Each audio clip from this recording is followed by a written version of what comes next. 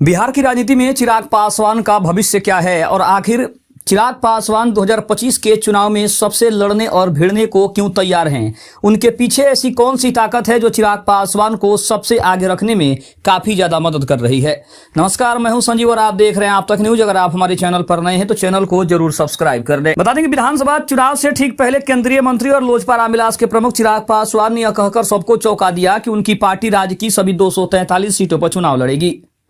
खुद को प्रधानमंत्री नरेंद्र मोदी का हनुमान कहने वाले चिराग के इस कदम से किसको नफा या नुकसान होगा, इस पर भी चर्चा चल पड़ी है। हालांकि इसे चिराग पासवान की प्रेशर पॉलिटिक्स माना जा रहा है ताकि वे एनडीए में सीटों के बंटवारे के समय ठीक से सौदेबाजी कर सके।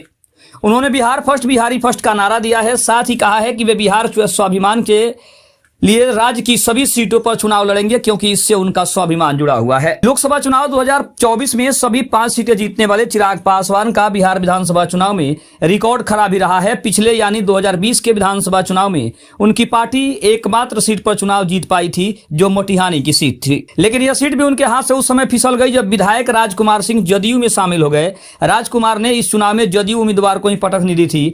2020 में चिराग ने 137 सीटों पर अपने उम्मीदवारों पर अपने उम्मीदवार उतारे थे और इसके साथ ही चिराग की उन सीटों पर भी नजर जहां उनकी पार्टी दूसरे नंबर पर रही थी। इन सीटों में प्रमुख रूप से ब्रह्मापुर, दिनारा, हरनौत, जगदीशपुर, कदवा, कसबा, ओबरा, रघुनाथपुर और रुपौली हैं। आखिर चिराग पासवान का माइनस पॉइंट क्या है, इसको भी समझने की कोशिश करते हैं। चिराग के लिए एक माइनस पॉइंट यह भी है कि उनकी पटरी मुख्यमंत्री नीतीश कुमार के साथ कभी नहीं बैठती है।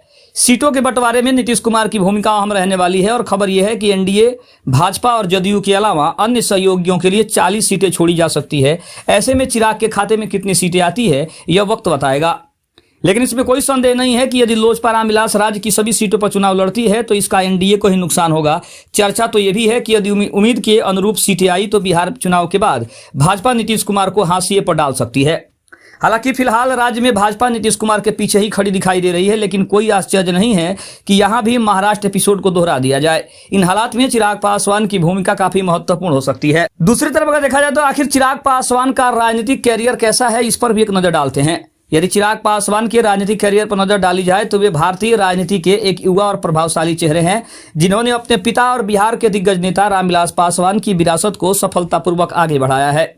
लोजपा रामविलास के अध्यक्ष के रूप में उन्होंने न केवल अपनी पार्टी को एकजुट रखा है बल्कि बिहार की राजनीति में भी अपनी महत्वपूर्ण जगह बनाई है। वर्तमान में चिराग हाजीपुर सीट से सांसद हैं जो कि उनके पिता रामविलास पासवान की परंपरागत सीट है। पासवान इस सीट से 8 बार सांसद रहे थे। चिराग पासवान ने 2014 में जमुई लोकसभा सीट से चुनाव जीतकर अपने राजनीतिक सफर की शुरुआत की थी। उन्होंने लगातार दूसरी बार 2019 के लोकसभा चुनाव में भी इसी सीट से जीत हासिल की थी। अपने पिता रामविलास पासवान के निधन के बाद उन्होंने लोजपा की कमान संभाली। हालांकि पार्टी में उन्हें अपने चाचा पशुपति पारस से मतभेद के बाद विभाजन का सामना भी करना पड़ा था। इसके बाद उन्होंने लोक जनशक्ति पार्टी रामविलास का गठन किया। चिराग ने फिल्मों में भी हाथ आजमाए लेकिन सफलता नहीं मिली तो वे पूरी तरीके से राजनीति में उतर गए हैं। अब इसमें कोई संदेह नहीं है कि बिहार विधानसभा चुनाव का परिणाम ये भी तय करेगा कि चिराग पासवान राज्य की राजनीति में कहां तक जाएंगे। फिलहाल तो उनकी छटपटाहट यही बता रही है कि बिहार की राजनीति में खुद को स्थापित करके एक नए विकल्प के रूप में पेश करना चाहते हैं जो उनके लिए काफी मुश्किल काम हो सकता है।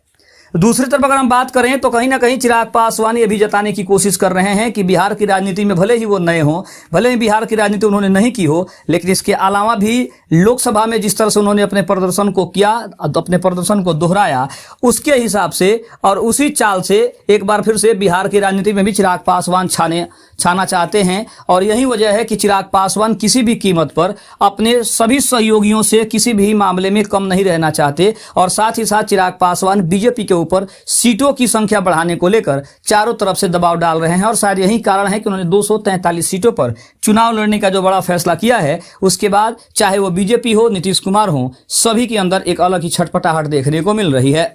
तो देखा जाए तो चिराग पासवान के राजनीतिक कैरियर में अभी तक के अगर कैरियर को देखा जाए तो चिराग पासवान ने ये साबित करने की कोशिश की है कि वो किसी भी मामले में किसी भी राजनेता से कम बिल्कुल भी नहीं है।